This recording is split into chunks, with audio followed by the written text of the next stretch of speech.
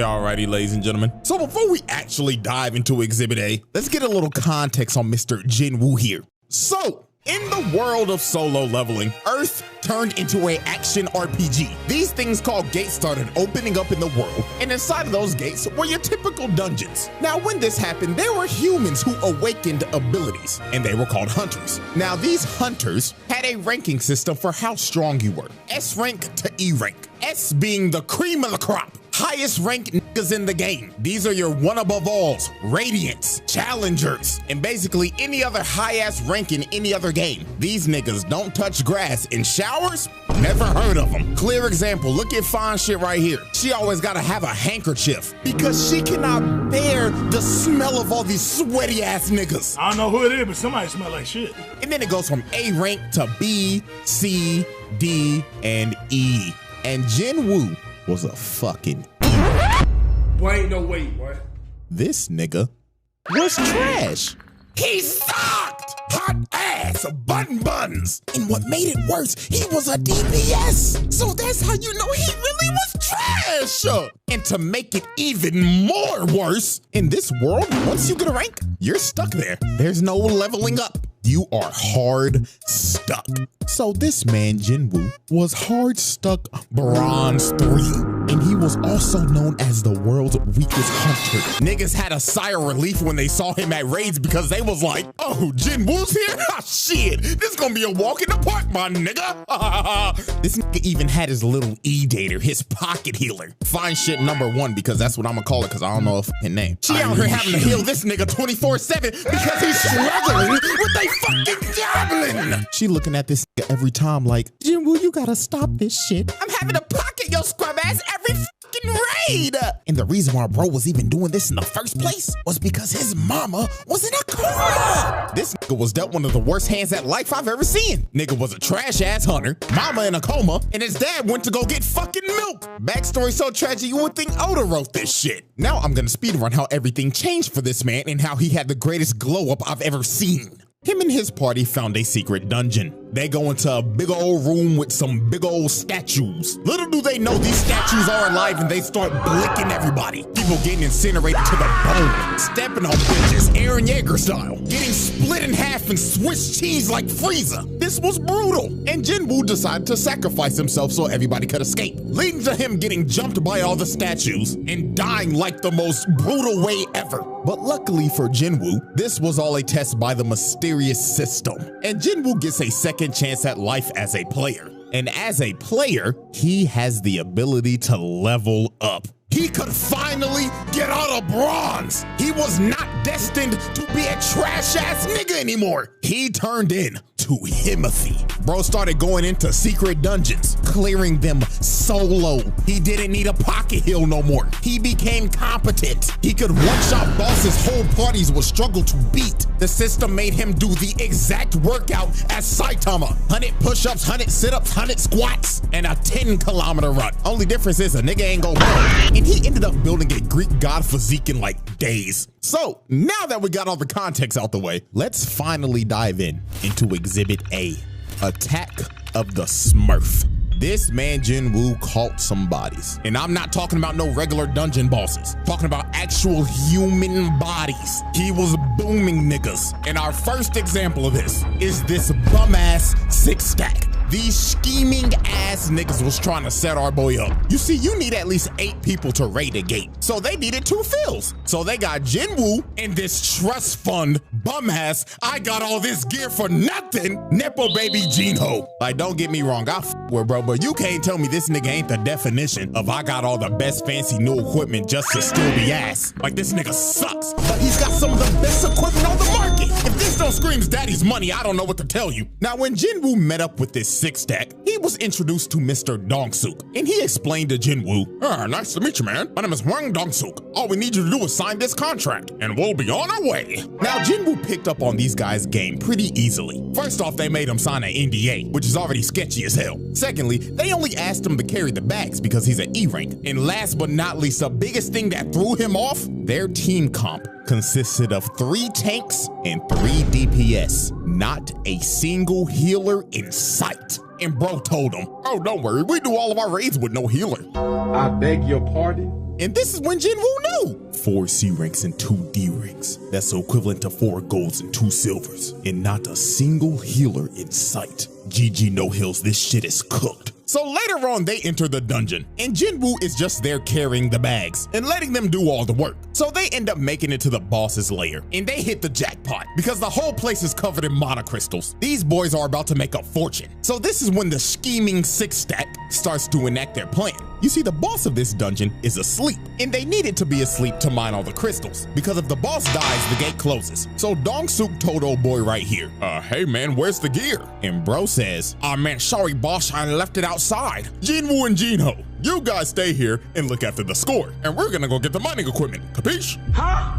So they leave, right? And guess what they do? They blow up the entrance to the boss's lair, leaving them trapped in there. So yeah, this 6-stack is a bunch of con men crooks, because their actual plan was to trap them in there and wake the boss up with the explosion so the boss can then eat them and go to sleep after a good meal. And this would allow them to come in and mine all those crystals. So they literally use these boys as bait. These are some crooked ass niggas. But oh, how little did they know that the E rank that they had holding their bags was a Smurf of Doom. Jin-Woo cooked this spider in a minute tops. Like, dog, I hate spiders, but this classifies as animal abuse. Look at what he's doing to the thing. He's butchering that nigga. And old trust fund baby looking at bro like, what the fuck? Who is this demon on my team? He just cooked a boss by himself. Bro was so flabbergasted, he picked up the bags and said, hey bro, let me carry your shit. You're the boss, right? You need some water, my nigga? I know you're tired. Sure. Yeah, drink it all up, boss. And just off of this moment, this rich motherfucker became his biggest glazer. So then later on, the scheming 6-stack come back. And they were surprised the boss is dead. So they thought Jin-Ho killed it because he has all this expensive gear. So bro told him, kill Jin-Woo and we'll let you live. But Jin-Ho was like, nah, I ain't fighting him. He might fuck around, kill me before he kill y'all. So they get ready to jump old boy. And while they're walking towards him, Jin-Woo gets the urgent quest. And the system tells this man, kill these niggas. All 6 of them, boom these bums. So this mage ends up blasting Jin-Woo and sends bro into the wall. But that attack was straight futile. That shit just tickled the nigga. Bro got up and was like, thank you for that. I had this crook in my back for like a month, but that little massage that you just gave me finally fixed it. So allow me to return the favor. So they looking at bro like, what the fuck? This guy delusional? So the ginger right here walked up to Jin-Woo and was like, let me give you a reality check, man. You're a bum ass E rank, bronze 3. What the fuck are you gonna do to us, huh?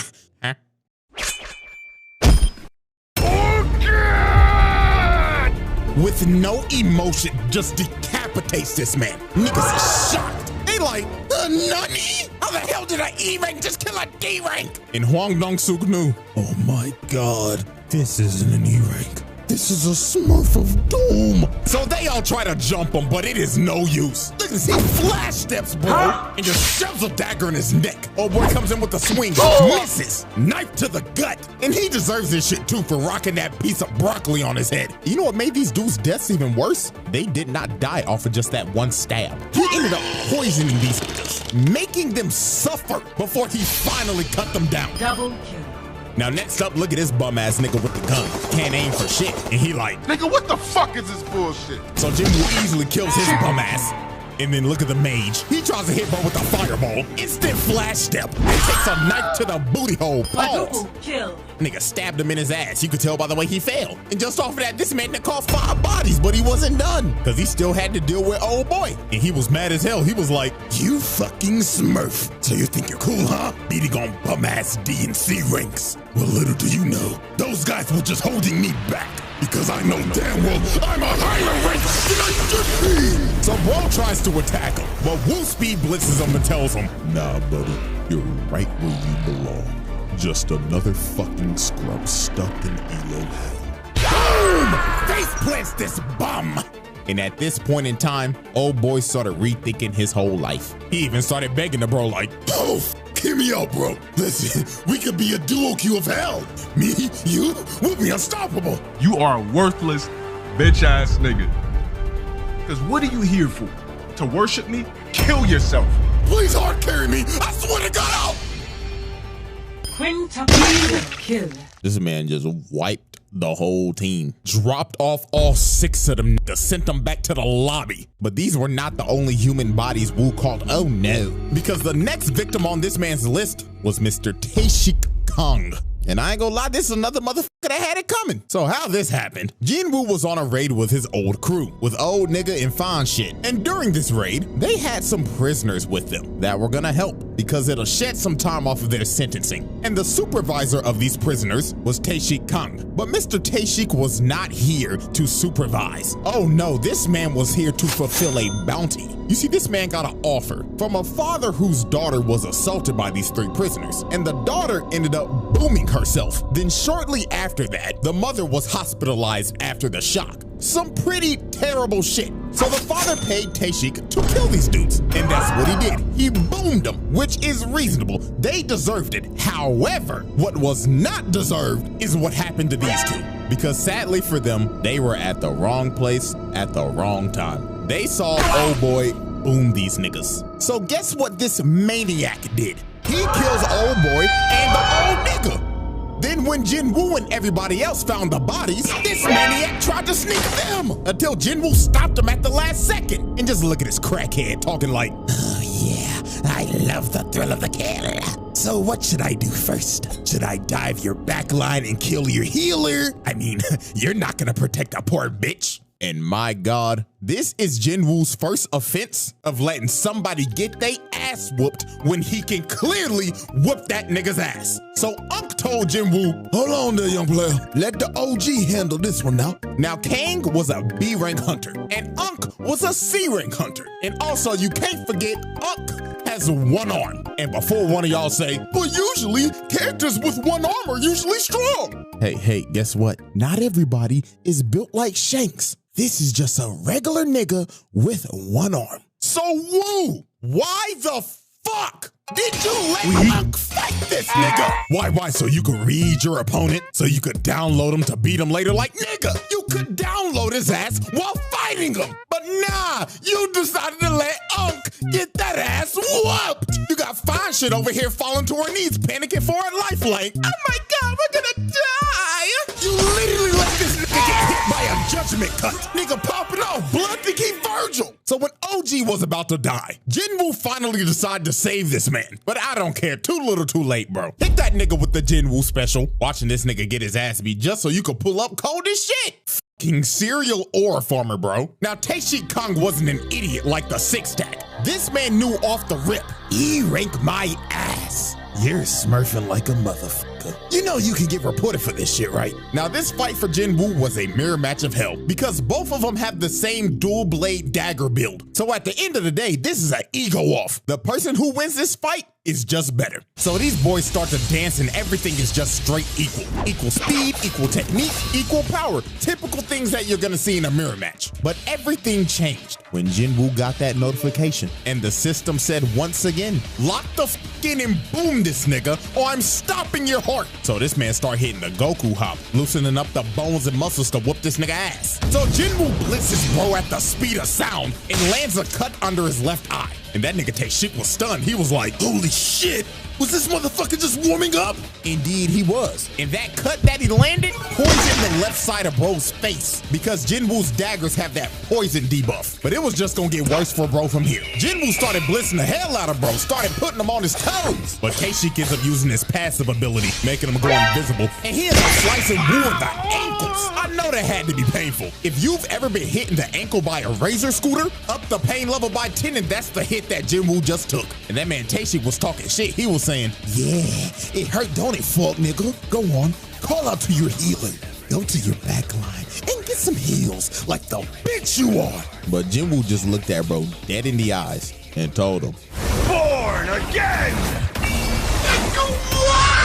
What? Like, bro, just look at his face, man. He knew it was over. Bro can heal himself. And he has a spare healer in his backline. It's over. At this point, just vote to surrender, my nigga. Just get it over with. So it was all over. Jin-Woo activated that murderous intent. This man emitted so much of his aura. It invaded this man's psyche. And before he knew it, he had a dagger shoved in his heart. And all he saw before the lights went out was this man Woo aura farming over his body. I don't know what's worse, getting fucking teabagged or a motherfucker aura farming over my dead body. But with that being said, Kang became the 7th victim to be Swiss cheesed by the Smurf of Doom, the Jin-Woo trials.